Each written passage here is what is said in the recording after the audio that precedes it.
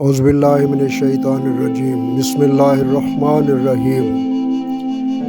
ایک Toyota Prado کے دروازے پر ڈینٹ تھا۔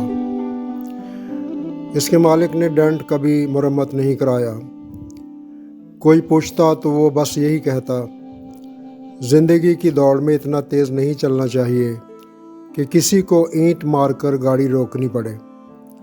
سننے والا اس کی آنکھوں میں نمی دیکھ کر قدرے حیران ہوتا اور پھر سمجھتے نہ سمجھتے ہوئے سر ہلا دیتا۔ ایک نوجوان بزنس مینیجر اپنی برانڈ نیو ٹویوٹا پراڈو میں دفتر سے DHA میں واقع گھر جاتے ہوئے ایک پسماندہ علاقے سے گزرا جو مضافات میں ہی واقع تھا۔ اچانک اس نے ایک چھوٹے بچے کو بھاگ کر سڑک کی طرف آتے دیکھا تو گاڑی آہستہ کر دی، مگر پھر بھی اس نے بچے کو کوئی چیز اچھالتے دیکھا۔ ٹھک کی آواز کے ساتھ ایک اینٹ اس کی نئی گاڑی کے دروازے پر لگی تھی۔ اس نے فوراً بریک لگائی اور گاڑی سے باہر نکل کر دروازہ دیکھا جس پر کافی بڑا ڈینٹ پڑ چکا تھا۔ اس نے غصے سے ابلتے ہوئے بھاگ کر اینٹ مارنے والے بچے کو پکڑا اور زور سے جھنجھوڑا۔ اندھے ہو گئے ہو پاگل کی اولاد، تمہارا باپ اس کے پیسے بھرے گا، وہ زور سے دھاڑا۔ میلی کچیلی شرٹ پہنے بچے کے چہرے پر ندامت اور بے چارگی کے ملے جلے تاثرات تھے۔ سائیں مجھے کچھ نہیں پتا، میں اور کیا کروں؟ میں ہاتھ اٹھا کر بھاگتا رہا مگر کسی نے گل نہیں سنی۔ اس نے ٹوٹی پھوٹی اردو میں کچھ کہا۔ اچانک اس کی آنکھوں سے آنسو ابل پڑے اور سڑک کے ایک نشیبی علاقے کی جانب اشارہ کیا۔ ادھر میرا ابا گرا پڑا ہے، بہت وزنی ہے، مجھ سے اٹھ نہیں رہا تھا، میں کیا کرتا سائیں؟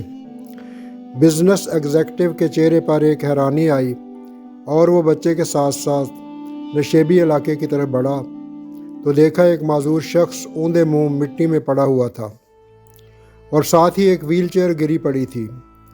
ایسا دکھائی دے رہا تھا کہ شاید وزن کے باعث بچے سے ویل چیئر سنبھالی نہیں گئی اور نیچے آ گری، اور ساتھ ہی پکے ہوئے چاول بھی گرے ہوئے تھے جو شاید باپ بیٹا کہیں سے مانگ کے لائے تھے۔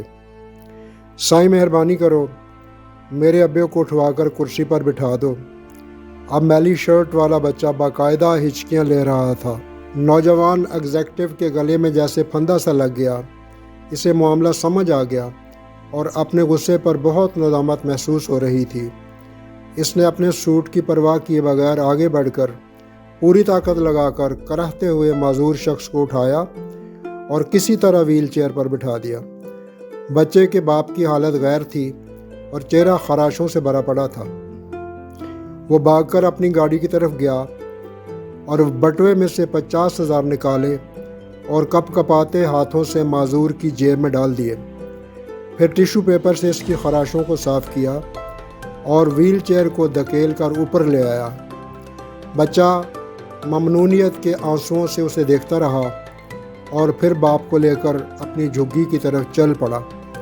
اس کا باپ مسلسل آسمان کی طرف ہاتھ اٹھائے نوجوان کو دعائیں دے رہا تھا۔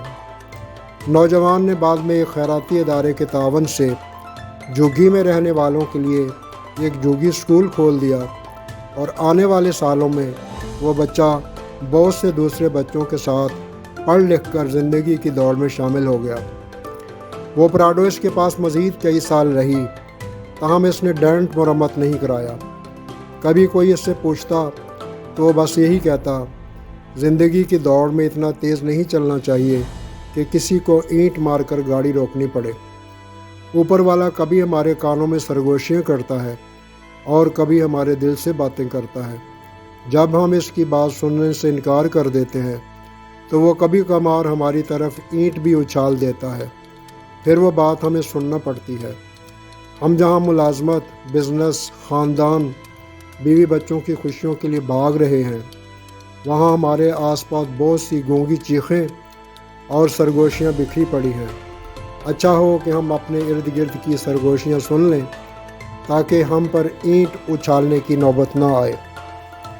ہماری ویڈیوز کو دیکھنے کا بہت بہت شکریہ، اور ہماری آپ سے گزارش ہے کہ ہماری حوصلہ افزائی کے لیے ہمارے چینل کو سبسکرائب کریں ہماری ویڈیوز کو لائک اور شیئر ضرور کریں۔ بہت بہت شکریہ۔ السلام علیکم ورحمۃ اللہ وبرکاتہ۔